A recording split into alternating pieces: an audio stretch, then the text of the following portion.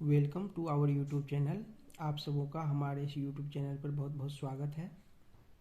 हमने अपने पिछले वीडियो में मुख्य सेविका की सैलरी के बारे में बताया था और उस वीडियो पर आप लोगों ने काफ़ी अच्छा रिस्पांस दिया, जिसके लिए हम आप सबका बहुत बहुत आभारी हैं।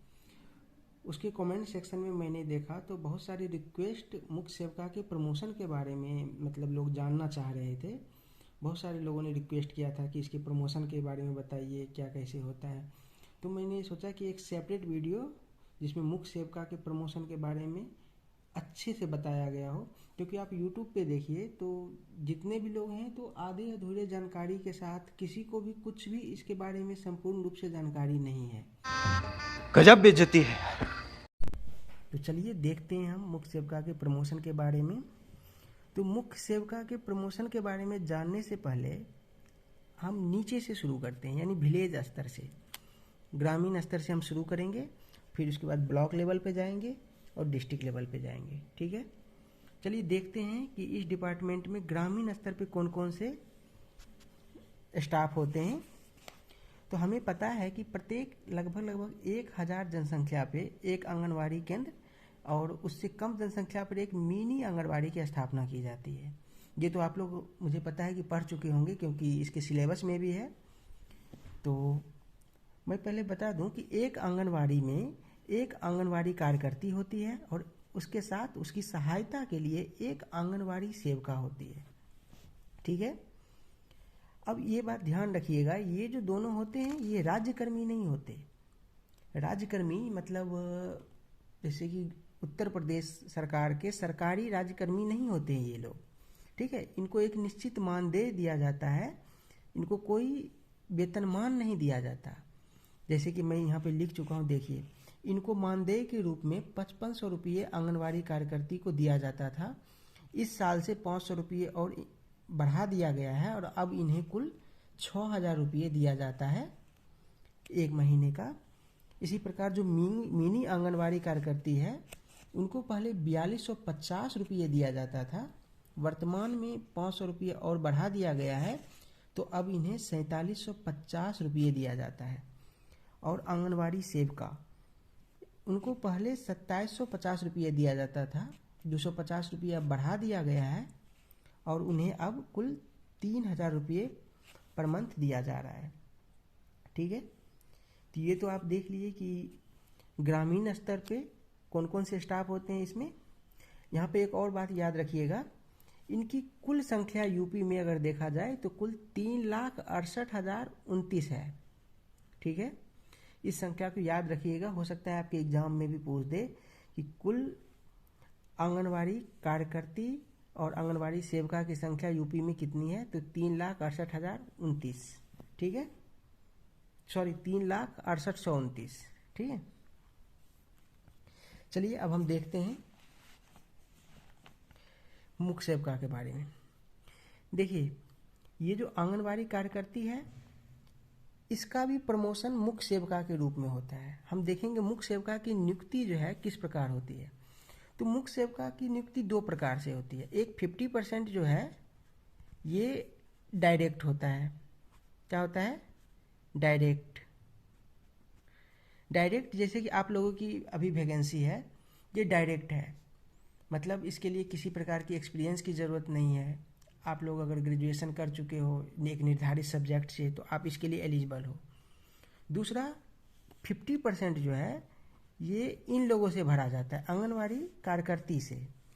लेकिन अभी वर्तमान में क्या हो रहा है कि ये मैटर अभी कोर्ट में चल रहा है, जिसकी वजह से इन लोगों का प्रमोशन मुख्य सेविका के पद पे नहीं हो पा रहा है। अभी कई सारी आंगनवाड़ी कार्यकर्ती जो हैं सो वो रिटायर हो गई इसी पोस्ट से, लेकिन वो मुख्य सेविका नहीं बन सकी हैं।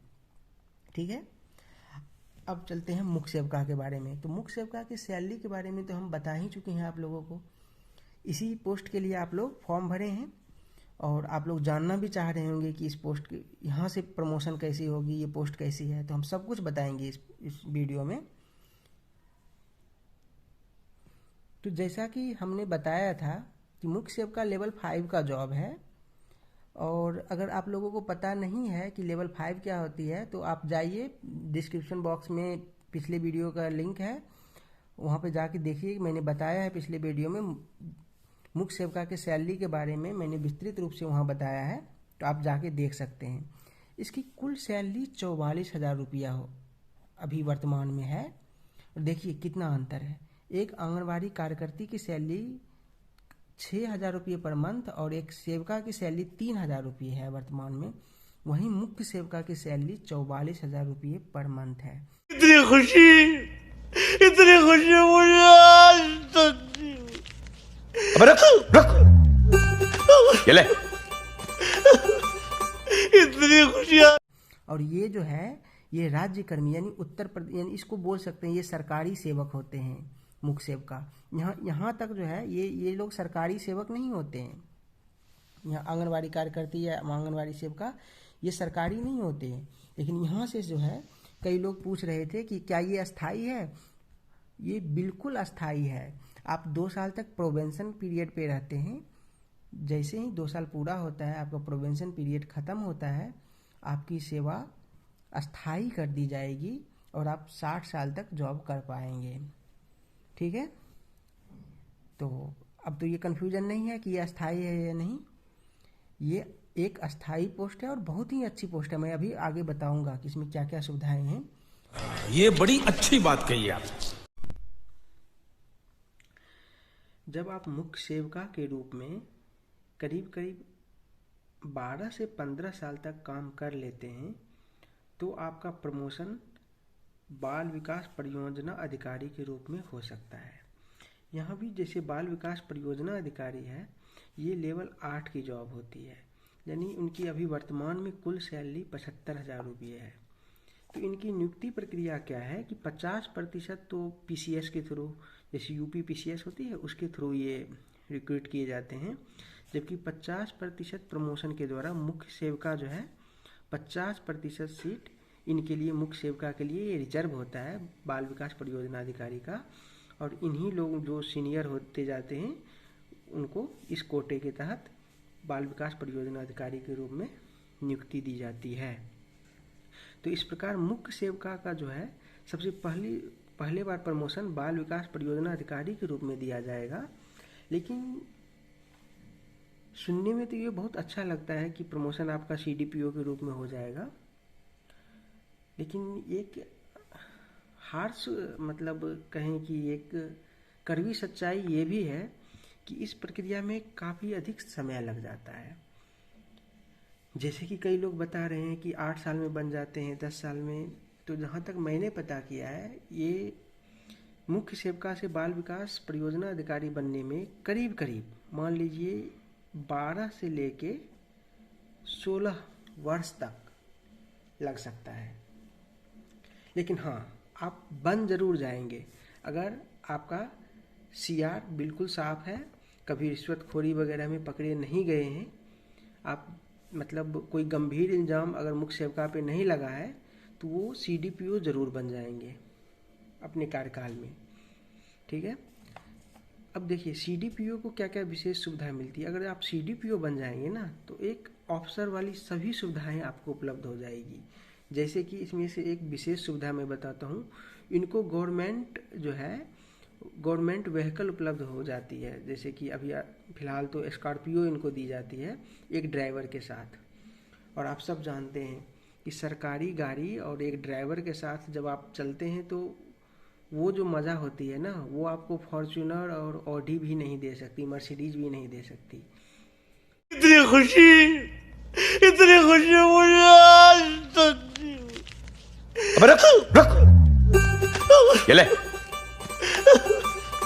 इतनी खुशियाँ। तो सोचिए, एक इतनी इजी एग्जाम मुख्य सेवका का, और वो आपको 15 से 16 साल बाद कहाँ पहुँचा दे रही है, CDPO।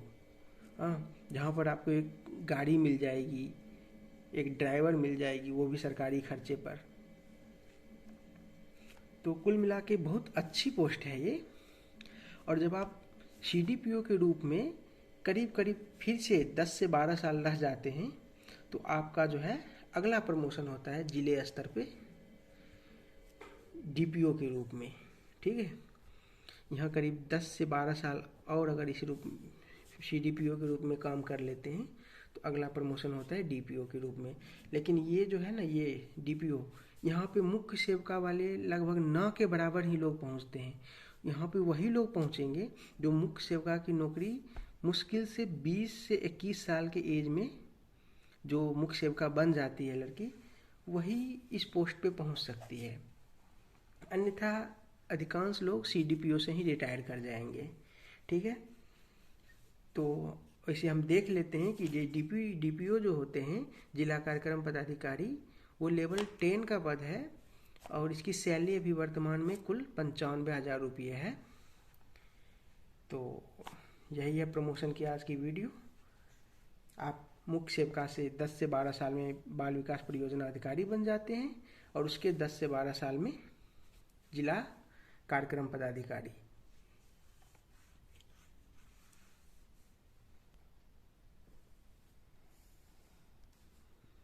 अब बताइए ये वीडियो आपको कैसी लगी। हमें कमेंट में अपने सुझाव और कोई अगर समस्या हो तो कमेंट में लिखें। हम कोशिश करेंगे कि आपकी समस्याओं का निराकरण किया जाए। इस चैनल को सब्सक्राइब करना बिल्कुल ना भूलें। चलिए मिलते हैं अगले नेक्स्ट इन्फॉर्मेटिव वीडियो में। तब तक के लिए टेक केयर, गुड बाय।